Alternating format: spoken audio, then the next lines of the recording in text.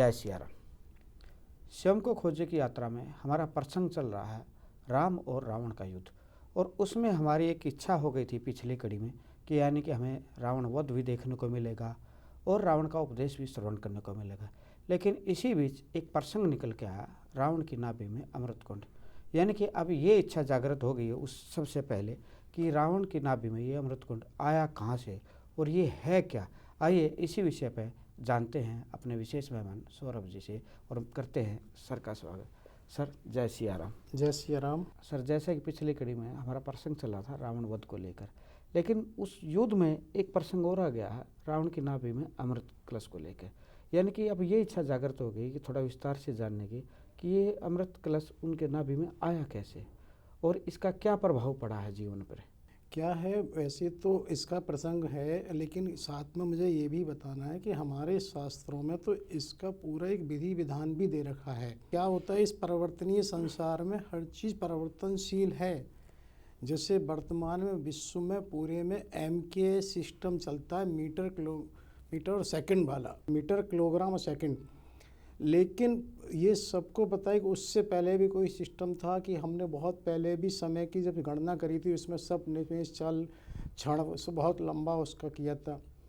उसी में हमें ये बताना है कि हमारे यहाँ पहले तोलने की उसमें क्या होता था, एक तरह से गूंजा भी होता था, जिसमें ये माना जाता कि 5 गूंजा के बराबर एक मासा, 16 मासा के बराबर एक कर्ष होता था, 16 मासा और 4 कर्ष के बराबर एक पल होता था। तो क्या है कि हमारे यहाँ ये माना गया था कि इस तरह से जो पल है, इस कोई 4 प्रकार के चूर्ण हैं, जिसमें त्रिफला भी एक है और उसमें लौह चूर्ण भी है, और वह इनका रेशियो 1:3:5:8 का अगर रेशियो मिला के और ये बताया कि उसकी जो मात्रा है उसका एक कर्ष यदि 100 वर्ष तक लगातार सेवन किया जाए तो ये माना जाता है कि जो हमारे उस व्यक्ति की जिह्वा होगी उससे एक तरह से इस तरह से वो अमृत कणिकाएं उत्पन्न होती हैं, जिसको योग विद्या द्वारा कूर्मण नाड़ी द्वारा नाभि में संचित किया जा सकता है। तो ये संभावना भी हो सकती है। रावण क्योंकि हर चीज़ के ज्ञाता थे और शास्त्रज्ञ थे और उनकी आयु काफ़ी रही थी, ऐसा भी हो सकता है। लेकिन ऐसा वैसे प्रसंग नहीं मिलता है, बस ये बताया था कि हमारे शास्त्रों में ऐसा उपलब्ध है। लेकिन जो प्रसंग आता है उसके बारे में मैं चर्चाऊँ, उसमें आता है कहत हनुमान जय श्री राम, एक धारावाहिक आता था 5 अक्टूबर 20 से 9 अक्टूबर 20 तक 5 धारावाहिकों में वो लगातार आया है, एपिसोड नंबर 116 से 120 तक। उसमें वहाँ पर वो चर्चा है, उसको ही सूक्ष्म में चर्चा करते हैं। क्या होता है, रावण की माता केकसी को ये आभास हो जाता है कि इस तरह से देवताओं के साथ में प्रभु का जन्म हो चुका है और रावण की जीवन खतरे में है, तो वो वहाँ पर मंदोदरी को इसके लिए उकसाती हैं, तैयार करती हैं कि तुम्हें अपने पत्नी धर्म का निर्वाह करना चाहिए और इस तरह से तुम्हें अमृत की प्राप्ति के लिए करना चाहिए, क्योंकि उनके जो पिता हैं मैं दानव, वो भी इसमें मदद कर सकते हैं। वो वहाँ जाती हैं लेकिन वो मना कर देते हैं और किसी भी तरह से मदद नहीं करते। और होता क्या है, मंदोदरी अपने पति धर्म की वजह से वो और प्रयास करती हैं, चंद्रलोक जाती हैं। अनेक प्रयास करने के बाद वो चंद्रलोक से अमृत की प्राप्ति करती हैं, अमृत कलश की, और वो लेके आ रही होती हैं। जिस यान से आ रही होती हैं तो बाल रूप में हनुमान जी वहाँ पहुँचते हैं। उस यान पर जब पहुँचते हैं तो मंदोदरी पूछती हैं, बालक तुम कौन हो? तो वो कहते हैं मैं अंजना पुत्र हनुमान हूँ। तो वो पूछते हैं तुमने हमारे उसको क्यों रोका है यान को? वो कहती हैं कि नहीं, मैंने तुम्हारा यान इसलिए रोका है कि तुम जो पति धर्म की उसमें करने जा रही हो वो एक तरह से विश्व के लिए अधर्म होगा। बोले कैसे अधर्म होगा? कि नहीं, हम समझे नहीं कि नहीं, तो ये अधर्म इसलिए होगा कि जिससे विश्व का कल्याण हो, वो चीज़ विश्व के लिए लाभदायक है, इससे नहीं होगा। तो वो वहाँ इसी तरह की जिरे कर रही होती हैं। वो कहते हैं नहीं, हम अपने पति का धर्म ही तो निभा रहे हैं। वो ये कहते हैं नहीं, आप पति धर्म जरूर निभा रही हैं लेकिन विश्व का इससे बहुत बड़ा वो हो जाएगा हित, और उसको वो इस तरह से बनाती हैं। तो वो कहीं ना कहीं उन्हें एक दृश्य भी दिखाने की कोशिश करते हैं। तो वो मंदोदरी कहती है कि नहीं, हमें तो अपने पति धर्म को निभाना है, और पति धर्म जब निभाना है तो तो वो फिर समझाते हैं हनुमान जी कि नहीं, आप ये मान लीजिए कि आप एक तरह से विश्व का इतना हित कर देंगे यदि आपने उनको उसका पान करा दिया, और उसके बाद आपके पास पछताने के अलावा कोई विकल्प नहीं रह जाएगा, क्योंकि आप उसे पिला चुकी होंगी। और आप ये भी मान लें कि ऐसा नहीं हो सकता कि उसके बावजूद भी आपके पति अमर हो जाएं। बोले ऐसे क्यों नहीं होगा, अगर अमृत पी लिया तब तो अमर हो ही जाएंगे। तो वो कहते हैं नहीं, फिर भी ऐसा हो सकता है। और ये घटना हमने उस समय लक्ष्मण शक्ति के उसमें कालनेमी वाले एपिसोड में चर्चा करी थी कि किस तरह से वहाँ पर उनके हनुमान जी के जो गुरु थे वो अगले जन्म में द्वापर में जब वो उसको किस तरह से कारण बनते हैं और उसकी जो अमरता का वरदान होता है उसको भी खारिज किया जाता है। तो मुचंग ऋषि के उसमें जब बात हमने जिक्र किया, तो इसका मतलब वो ये बताते हैं कि ये हो सकता है, कोई अमरता का ये मतलब नहीं है। अगर आपकी बात ये मान भी लें वो अमर हो गए तो हो सकता है कि उससे भी बदतर हो जाए जीवित से, क्योंकि ये पहले भी एक बार हमने चर्चा की थी कि अमर होना और अजर और शुद्ध होना वो अलग चीज़ होती है। तो अमर होना ही पर्याप्त नहीं होता। तो वो वहाँ उनको इस तरह से कहते हैं, और वे ये भी कहते हैं अच्छा मैं लंका का भविष्य दिखाता हूँ। तो वो वहाँ लंका को जली हुई दिखाते हैं कि लंका किस तरह जल रही है। तो यहाँ ये चीज़ बड़ी महत्वपूर्ण है कि यानी कि जो बाल्यकाल में भी उन्हें पता थी कि ऐसा कुछ होना है, लेकिन समय के साथ चीज़ों को जोड़ना पड़ता है। इसलिए उस समय वहाँ वाटिका में, अशोक वाटिका में त्रिजटा को सपना आके उस चीज़ को, जैसे कहा ना कि निर्देशक को सब पता है लेकिन दर्शकों को समझाने और समझने के लिए चीज़ों को जोड़ना होता है। तो यहाँ हनुमान एक तरीके से जब उन्हें दिखाते हैं तो वो ये कहते हैं अरे ये तो बड़ा अहित होने जा रहा था, अब ये तो तुमने अच्छा किया, तो फिर अब क्या करना चाहिए। वो पूछती हैं फिर मुझे बताओगा मैं क्या करूं। तो वो ये कहते हैं कि नहीं, तुम बस सिर्फ इतना मन बना लो कि तुम इसका पान रावण को नहीं कराओगी, बाकी काम तो प्रभु खुद ही करेंगे, तुम्हें कुछ नहीं करना है, प्रभु तुम्हारा मार्गदर्शन करेंगे। होता क्या है, जैसे हम आजकल वीडियो कॉलिंग, व्हाट्सएप कॉलिंग करते हैं, इसी तरह से पहले भी कोई व्यवस्था थी कि वहाँ हनुमान जी और प्रभु राम जी की बात बाल्यकाल में उस समय होती है। तो प्रभु राम जी उनसे कहते हैं हनुमान, तो हनुमान जी इधर से कहते हैं कि हाँ प्रणाम प्रभु।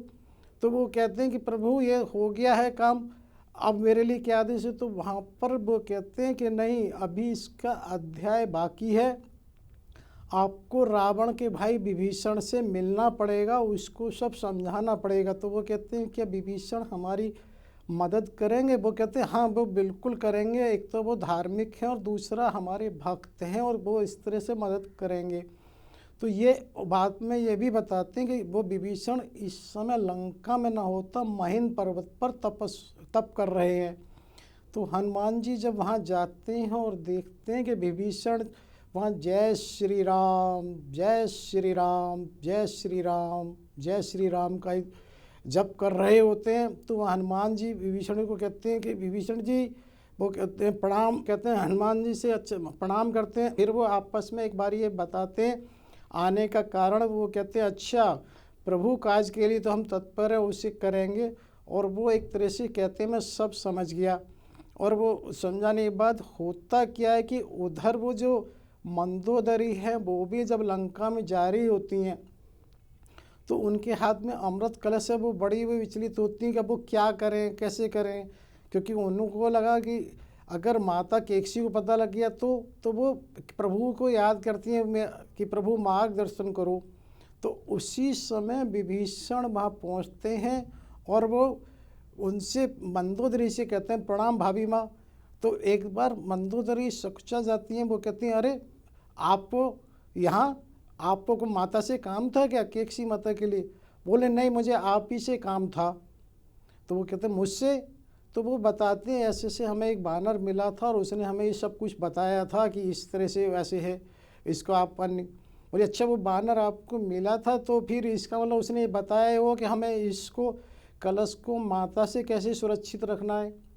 नहीं, उन्होंने कहा हम माता से कुछ भी नहीं छिपाएंगे। बोली फिर तो अनर्थ हो जाएगा, उन्होंने पालन कर लिया। बोले नहीं, जो होगा प्रभु करेंगे और जो होगा न्याय संगत धर्म संगत होगा, कहीं हम कुछ ऐसा नहीं होगा। तो फिर वो क्या होता है जब इस तरह बात है कि क्योंकि महल है, महल का अर्थ ही ये होता है कि बहुत बड़ा चारों तरफ से वो होती हैं। तो उधर वो माता केकसी जब देख रही होती हैं तो वो कहती हैं मंदोदरी से, अरे तुम आ गई, आज जैसी प्रसन्नता तो मुझे कभी नहीं हुई, तुम्हारे हाथ में ये अमृत कलश है ना। वो कहती हैं हाँ।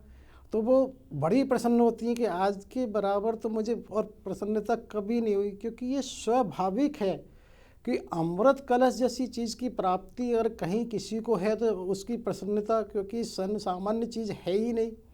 तो वो वहाँ उससे इस तरह से कहती हैं कि तुम आ गई हो और तुम्हें अब विलम्ब नहीं करना चाहिए। तो क्या होता है, जब भी वो विभीषण उनको माता प्रणाम करते हैं तो वो कहते हैं विभीषण तो तुम आ गए, तुम भी बड़े सही समय पर आए हो। तो जब वो विभीषण से कहती हैं कि इस अमृत का अभी रावण को पान कराना है, और क्योंकि देवताओं का बिल्कुल कोई भरोसा नहीं है, मैं इंतजार नहीं कर सकती कि कब वो कहीं छल करें, कोई और षड्यंत्र करें, तो वो उसको नहीं करना चाहती हैं। तो वो वहाँ इस तरह की बात कहती हैं। तो विभीषण कहते हैं पर भैया तो इस समय भ्रमलीन है, और भ्रमलीन है तो हम तो कुछ इस समय कर नहीं सकते। तो वो कहते हैं नहीं, मैं और इंतजार भी नहीं कर सकती, देवताओं का कोई भरोसा नहीं, कब छल करें क्या करें, तुम ही सोचो इसका क्या हो सकता है। तब वो कहते हैं विभीषण तुमने तो अपने पिता से ना शल्य चिकित्सा सीखी थी, तुम इसका शल्य चिकित्सा सीखी थी कि हाँ, तो फिर तुम उस शल्य चिकित्सा से इसको वो उनके उसमें स्थापित कर दो शरीर में।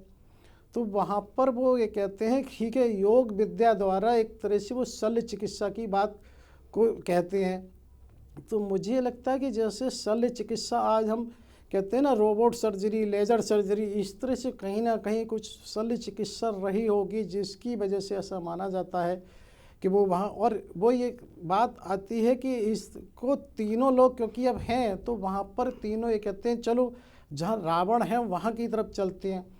तीनों एक दूसरे के साथ वहाँ चलते हैं जहाँ रावण भ्रमलीन है। माता केकसी बड़ी प्रसन्न है, वो बार बार कह रही हैं कि अब पुत्र रावण तुम अजर अमर होने जा रहे हो, और वो देवता को भी कहती हैं कि देखो मेरा पुत्र ऐसे होने जा रहा है। और वो कहती हैं विभीषण प्रक्रिया शुरू करो। विभीषण वहाँ जब प्रक्रिया शुरू करते हैं और तो उसका कराते हैं तो वो ये कहते हैं कि इससे रावण के एक तरह से शरीर में वो पूरे शरीर में पान होकर उसमें स्थापित हो गया। इससे जो रावण भाई हैं वो एक तरह से आंशिक वो हुए हमारे, अभी इनका मरने का ये रास्ता ये बंद नहीं हुआ है। तो उसका मतलब उसी समय उनको ये विधिवत होती है। और शायद यही कारण था कि एपिसोड नंबर 100 में जब हमने चर्चा की थी द्वापर ऋषि भगवान कृष्ण मंदोदरी के पास संदीवनी उन ऋषि के लिए अमृत लेने आते थे कि उन्होंने कहा देवताओं ने छल किया था। तो वो इस चीज़ को उस समय नहीं समझे, लेकिन बाद में उनके मन में कहीं ऐसा आया होगा कि ये छल हुआ है। तो ये मीन्स बहुत महत्वपूर्ण इसलिए ऐसा हो जाता है कि देखिए प्रभु की लीला में लीला क्या लीला है, उससे कोई ना तो उस समय समझ पाता है ना बाद में समझ पाता है कि वो वास्तव में ठीक है छल भी अगर कहीं था तो इसलिए था कि रावण का उद्धार तो करना ही करना है। और ये हम पहले भी बहुत सारे प्रकरणों में कह चुके हैं कि रावण उन्हीं के वो थे। उसी समय हमने एपिसोड में वो चर्चा भी करी थी। तो जय विजय जिनके कारण से ये 3 जन्म में ऐसा हुआ था। तो ये चीज़ बड़ी महत्वपूर्ण हो जाती है कि लीला में लीला कैसी है। और इसी कारण से ये माना जाता है कि वो उसकी नाभि में, क्योंकि विभीषण जी ने स्थापित किया था तो उन्हें बहुत अच्छे से ये पता था कि रावण की नाभि में ये है। आप ये देखिए ना कि यहाँ पर क्या होता है कि ये बाल्यकाल में ही ये सारी व्यवस्थाएं पहले से ही निर्धारित थी। जब तक तो राम जी का विवाह भी नहीं हुआ, राम वनगमन भी नहीं हुआ, तभी उस समय भी उनको हनुमान जी को भविष्य लंका का दिख रहा है कि उसमें इस तरह लंका दहन होना है। तो चीज़ें किस तरह घटती हैं इसको ये देखने की बात है कि कोई नहीं जानता प्रभु की लीला को, लेकिन हर लीला का कहीं ना कहीं अतीत और भविष्य जरूर जुड़ाव रहता है। अब जो हम इससे पहले अमृत कलश से पहले जो प्रसंग चल रहा था कि विभीषण ने ही उनको आके क्यों बताया, तो ये बात हमने वहाँ कही थी क्योंकि क्या होता है, निर्देशक को चीज़ों को ऐसे जोड़ना होता है, उन्हें भली बात सब कुछ ज्ञात है, जैसे अभी हमने किया बाल्यकाल में भी उन्हें ज्ञात है, लेकिन दर्शकों को, श्रोताओं को ऐसा न लगे। तो विभीषण जब उनको ये बताते हैं कि इसकी नाभि में जब तक आप वो नहीं करेंगे तो कुछ नहीं होगा, तो वो कहते हैं बस इतना ही संकेत काफ़ी है। वो विभीषण को पीछे हटने के लिए संकेत करते हैं, और जैसे ही वो उसकी प्रत्यंचा चढ़ाते हैं, इस तरह का परिवर्तन वातावरण में हो जाता है। शायद जैसे कहना कि रॉकेट लॉन्चर यदि जब छोड़ा जाता है रॉकेट लॉन्चर, तो उस समय क्या स्थिति होती है कि पृथ्वी पर भूकंप हो, कुछ इस तरह की सब आंधी तूफान इस तरह की चर्चा आती है। उन्होंने उसको बाढ़ को छोड़ा है, तो एक उसी समय उससे नाभि के वो होते ही रावण एक तरह से बच घायल हो जाता है, हृदय घायल हो जाता है, और रावण वहाँ पर गिर पड़ता है। क्या होता है, जैसे ही रावण वहाँ गिरता है तो उधर लंका में तुरंत शरण शरण शरण, क्योंकि सबको पता है अब तो कुछ बचा ही नहीं है कुछ भी। तो इस तरह की जो पुकार बराबर आ रही होती है, तो प्रभु उसी समय विभीषण से कहते हैं कि नहीं, अब तुम वहाँ घोषणा करो सबको कि किसी को किसी भी तरह की चिंता करने की आवश्यकता नहीं है, सबको शरण देने की बात करते हैं।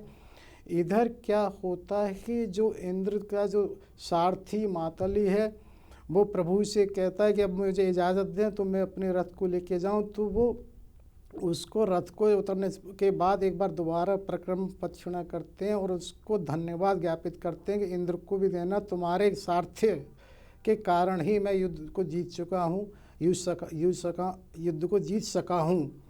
तो अतः वो उसको धन्यवाद, और वो वहाँ पर जब चले जाते हैं स्वर्गलोक को, तो क्या होता है, इधर विभीषण घोषणा कर रहे होते हैं कि सबको कि सब जो जहाँ जैसे है अब वहीं रहे, किसी को भी अपने कर्तव्य, और किसी भी तरह से जब तक अगली घोषणा नहीं होगी कोई परिवर्तन किसी व्यवस्था में किसी तरह का नहीं होना है, किसी को किसी तरह की कुछ नहीं करनी है।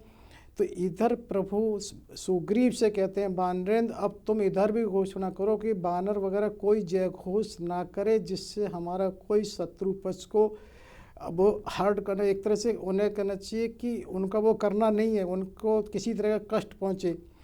तो वहाँ पर वो इस तरह से वानरेंद्र भी क्या करते हैं कि सबको जय घोष करने को मना करते हैं, और ये कहते हैं कि नहीं सब तो जान। लेकिन क्या होता है, इतने लंबे समय के बाद देवता और सुरों को बड़ी वो मिली है, क्योंकि उन्होंने वहाँ ये देखा है, तो उनको रोकना बहुत मुश्किल है, क्योंकि ना तो वो एक तरह से विभीषण के अधिकार क्षेत्र में है, ना वानरेंद्र की में, और प्रभु भी यहाँ पर मनुष्य रूप में हैं, तो वो भी उन्हें नहीं रोक सकते। तो वो बराबर वहाँ पर एक तरह से उनकी जय कर रहे होते हैं कि प्रभु श्री राम की जय हो, दशग्रीव दर्प के दर्पण की उसकी कारक की जय हो, और वो एक तरह से जय कर रहे हैं, लेकिन यहाँ कोई बस नहीं होता है। और क्या होता है, जैसे ही प्रभु रथ से उतरते हैं, सबसे पहले अभी तो श्वेत जैसे पसीना भी नहीं पहुँचा है, फिर वो एक ये अध्याय बताया कि उधर श्री श्री सुदर्शन चक्र जी द्वारा रचित उत्तर श्री रामचरित के उत्तरखंड का रावणोपदेश से है। वहाँ पर वो एक तरह से लक्ष्मण से ये कहते हैं, जाओ तुम एक तरह से रावण से ज्ञान लो, क्योंकि ये चीज़ महत्वपूर्ण इसलिए हो जाती है कि शत्रुता जो होती है वो व्यक्ति के कर्म से होती है, व्यक्ति से नहीं होती। यदि व्यक्ति ज्ञानवान है तो वो फिर भी ज्ञानी है, और ये चीज़ इसलिए महत्वपूर्ण है कि यही सब कर्म द्वापर में भगवान कृष्ण ने जब महाभारत के युद्ध के समय विभीषण के पास युधिष्ठिर को भी भेजा था, क्योंकि ये बराबर उसके श्री भागवत जी में वहाँ प्रथम उसमें स्कंद में अध्याय 7 में भी आता है, और महाभारत में विस्तृत उसकी चर्चा है कि किस तरह युधिष्ठिर वहाँ पहुँचे हैं। तो ये चीज़ ये कि यहाँ पर भी प्रभु राम लक्ष्मण को ये कहते हैं, तो क्या होता है कि लक्ष्मण एक बार जाकर उनके पास लौट आते हैं, और जब लौटकर आते हैं तो वो प्रभु पूछते हैं तुम कैसे गए थे।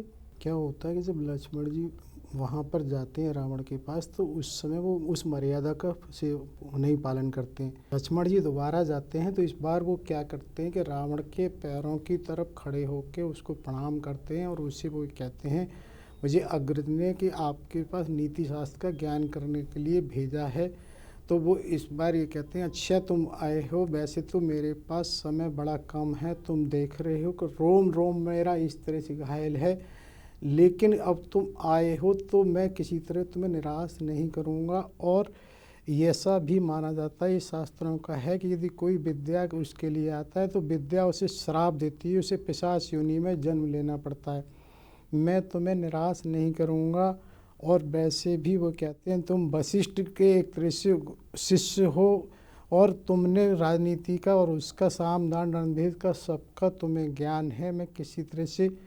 और वो तब ये कहते हैं कि अपने अनुभव से फिर मैं ये बताता हूँ कि जो भी तुम्हारे एक तरह से जो सेवक कहें, सहोदर कहें, जो तुम्हारे शुभचिंतक हैं, वो तुम्हारी केवल किसी भी उस पर इसलिए सहज तैयार नहीं होते कि वो तुमसे जुड़े हुए हैं, जब तक तुम उनकी स्वच्छंदता और उनकी आवश्यकता का ध्यान नहीं रखोगे, वो नहीं किसी तरह से होंगे।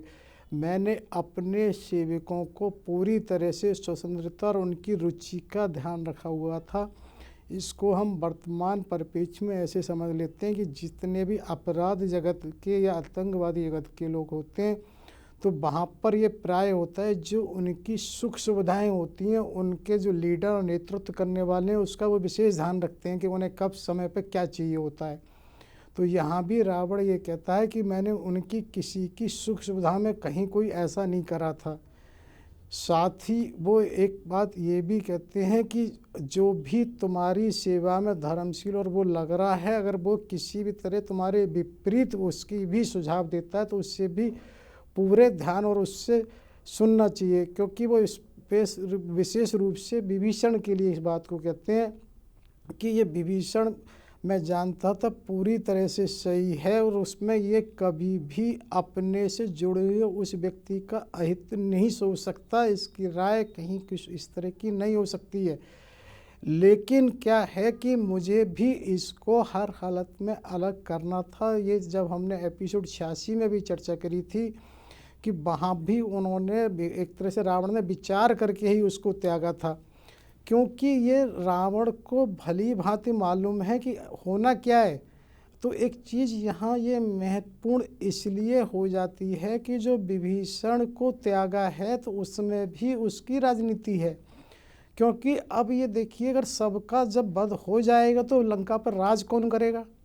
अगर उन्होंने ये देखा कि हम जीत गए तो हम तो हैं ही हैं, अगर ऐसा हुआ तो एक तरह से क्या कहना चाहिए, जैसे कभी कभी कहीं किसी उसका कहना चाहिए ना, किसी संपत्ति का ऑक्शन हो रहा हो तो आप अपने ही कोई दूसरे डमी व्यक्ति को खड़ा कर दिया जाता है, कभी चुनाव में ऐसा कर दिया जाता है।